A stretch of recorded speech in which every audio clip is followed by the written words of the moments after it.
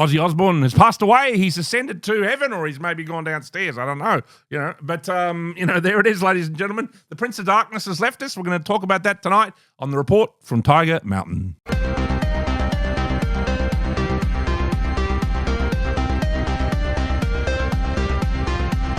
All right, Ozzy is dead. Rest in peace, Ozzy Osbourne. Obviously we lost the Hulkster too, Hulk Hogan. So, all of us who grew up in the 80s, two of our sort of heroes of that period have ascended to heaven, let's hope, rather than go downstairs. So, there we go. Prince of Darkness, Ozzy Osbourne.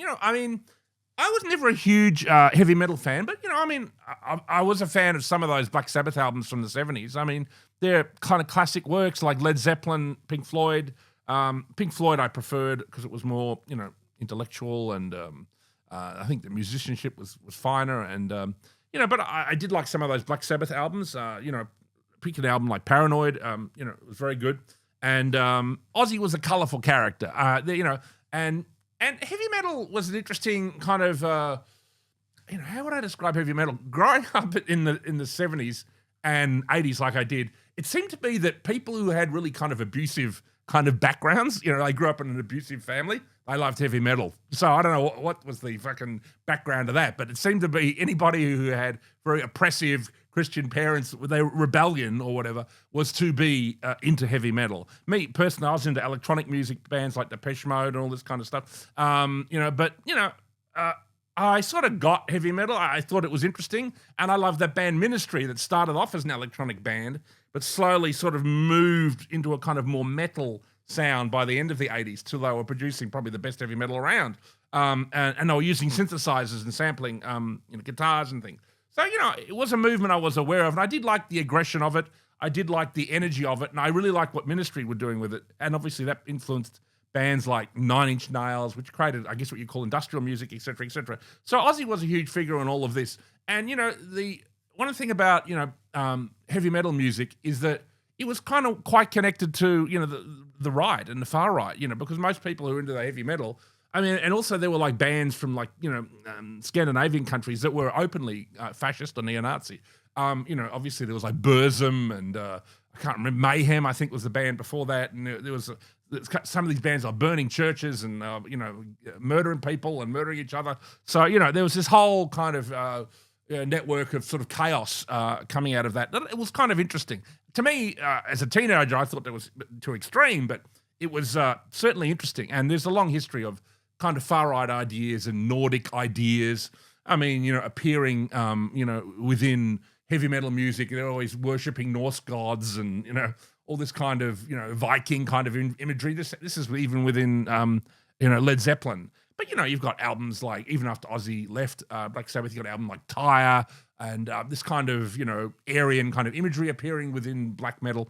So, that's interesting. And obviously, Ozzy has a long history of, of his own kind of racial, he apparently used the N-word quite openly in the 70s and 80s, but everybody did back then, so it's not really that unusual. He has a long history. If you Google it, there are a number of different articles about him being a bit of a bad boy, using racial epithets and being a bit, right-wing leaning. Obviously, he was sort of interested in being provocative, so he was getting up to all kinds of trouble. And then his wife, who was sort of a bit of a pain in the ass, in my opinion, but like she appears that she did love him. She had her own, she was involved in a show and she had some racial issue, and then she got kicked off the show, and then, Ozzy was defending her. So there's kind of a history there. Personally, obviously the show The Osbournes that he appeared on, where, it was from around, around 2003, 2004 for about 2006, 2008. There's about 4 or 5 seasons there where they did that show, The Osbournes, where, Ozzy was this kind of doddering, 50-year-old, sort of 55, 60-year-old parent, starting, half drunk, half stoned, and apparently there's a lot worse footage than was put in the show, that he was still drinking, still using drugs in that period. Sometimes he'd lock himself in a room for a week and, party, God knows what he was up to.